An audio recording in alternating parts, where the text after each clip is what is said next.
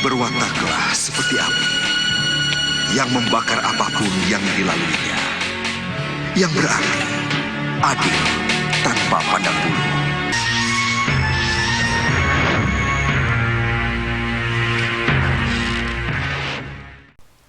Di awal episode ini kita diperlihatkan pada Nyi Jantur yang telah sekian lama mencari Prabu Angling Darma, dan pada saat itu ia pun seperti melihat ada bayangan Prabu Angling Darma. Namun setelah mengikutinya ia pun kehilangan jejak sang Prabu.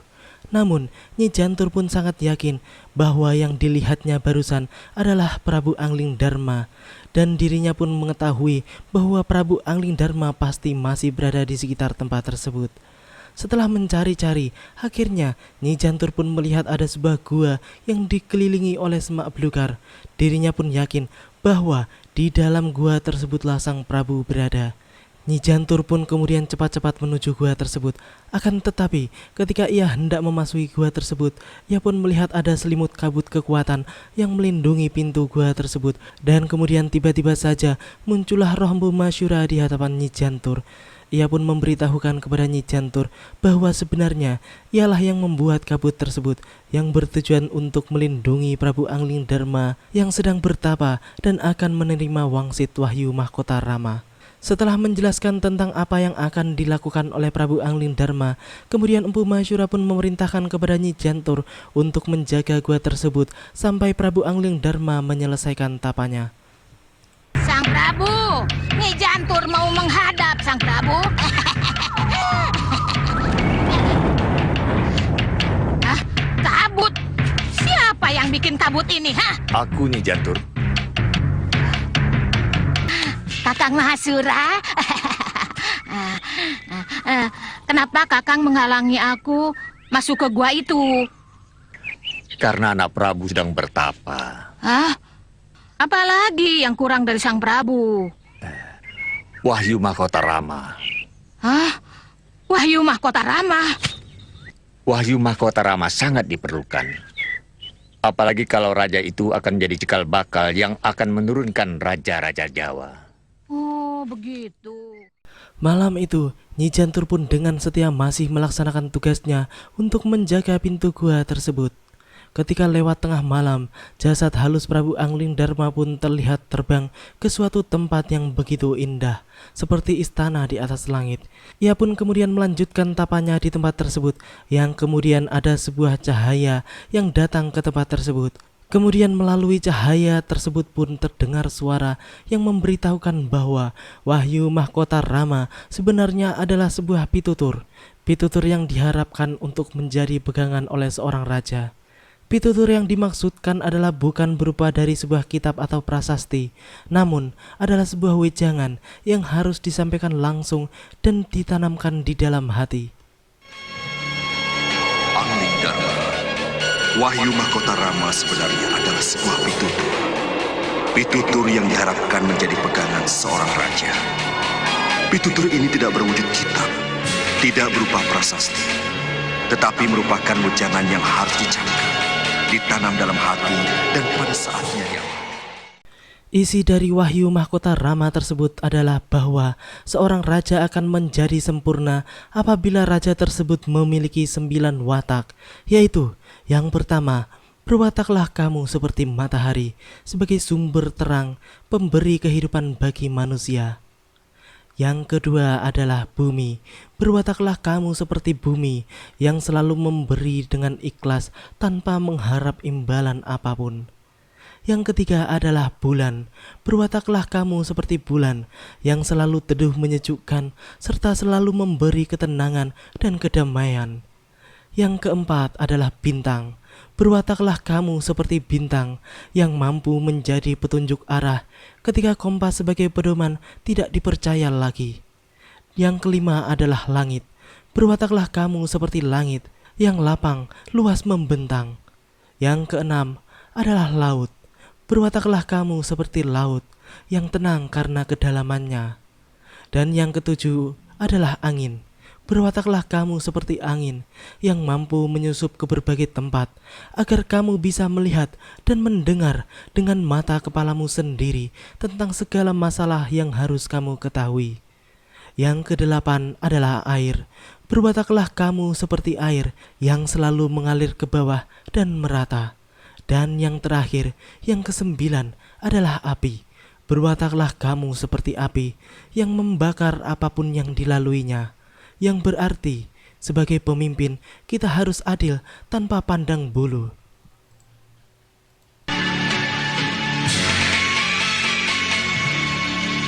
Berwataklah seperti api yang membakar apapun yang dilaluinya. Yang berarti adil tanpa pandang bulu.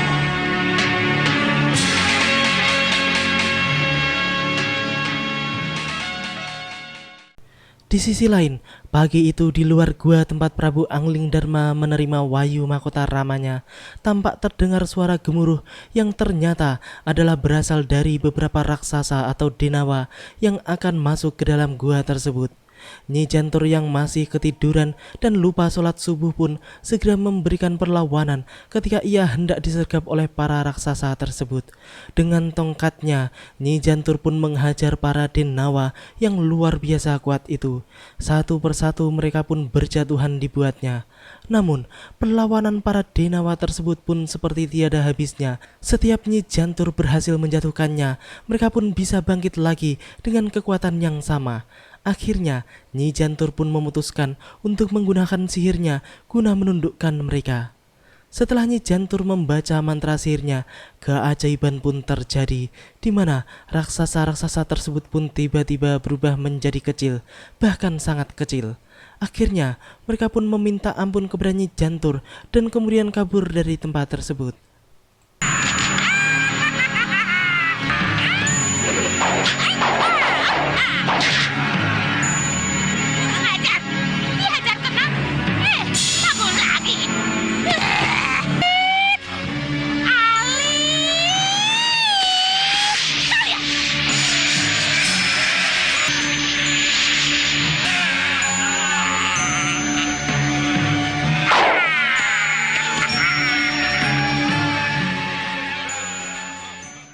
Setelah semuanya beres, Nyi Jantur pun kedatangan Empu Masyura lagi yang kemudian memberitahukan bahwa Prabu Angling Darma sebenarnya sudah keluar dari gua tersebut.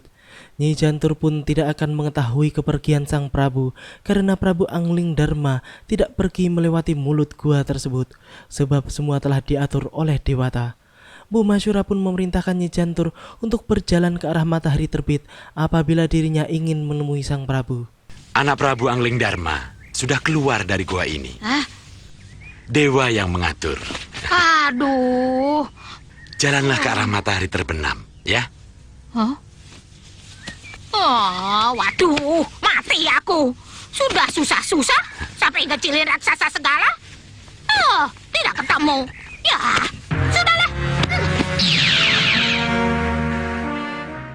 Di sisi lain, tampak Prabu Angling Darma yang sedang berkuda dan akan memasuki sebuah gapura yang diselimuti oleh kekuatan sihir. Sang Prabu yang mengetahui hal tersebut pun kemudian mengambil batu dan melemparkannya ke arah pintu masuk gapura tersebut.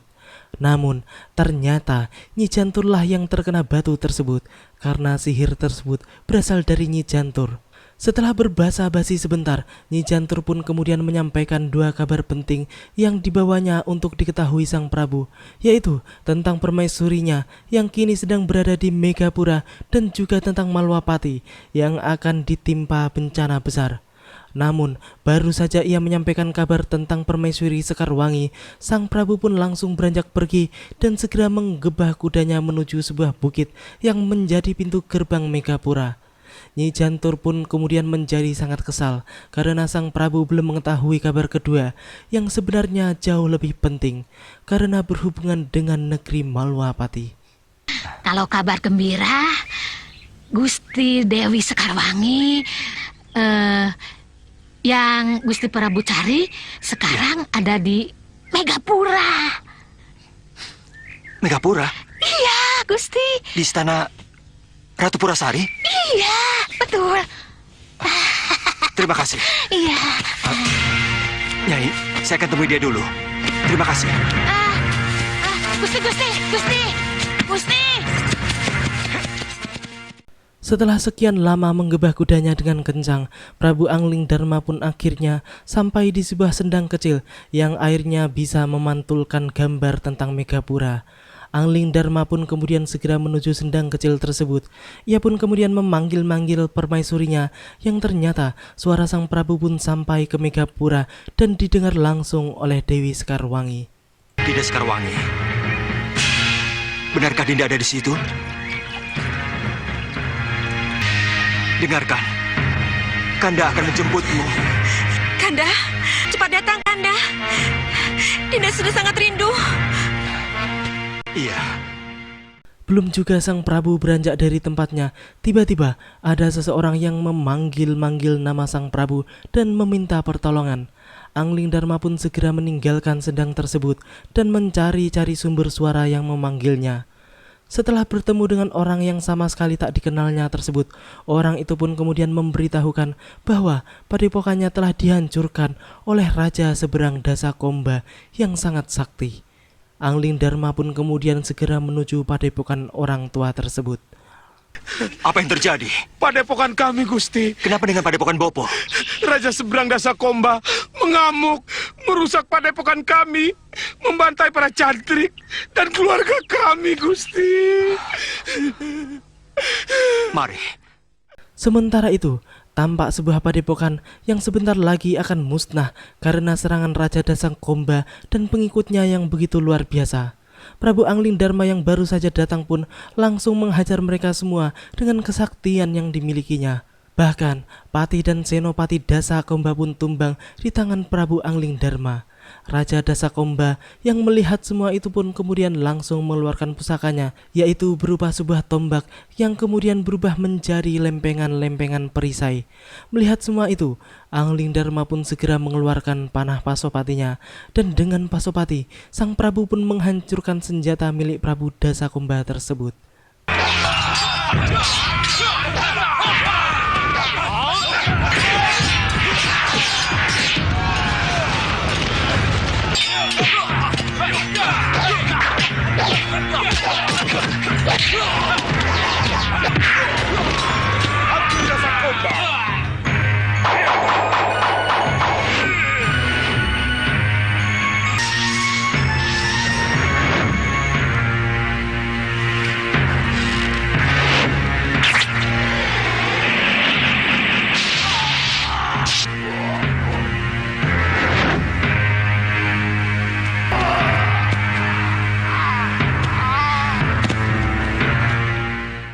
Apabila kita meneliti lebih jeli, sebenarnya kejadian barusan adalah sebuah ujian kesabaran bagi sang Prabu yang baru saja menerima wahyu mahkota ramanya. Ketika sang Prabu masih ingin berbicara dengan Dewi Sekarwangi istrinya yang telah sangat lama tak bertemu, tiba-tiba ada orang lain yang meminta pertolongan.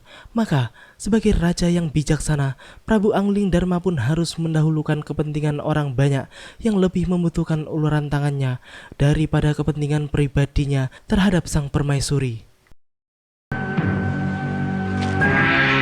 Gusti Prabu! Gusti Prabu! Gusti Prabu! Akhirnya kita ketemu lagi, Gusti Prabu. Kita ketemu lagi. Nyi Jantur. Maafkan saya, Gusti, kalau saya masih harus mengejar.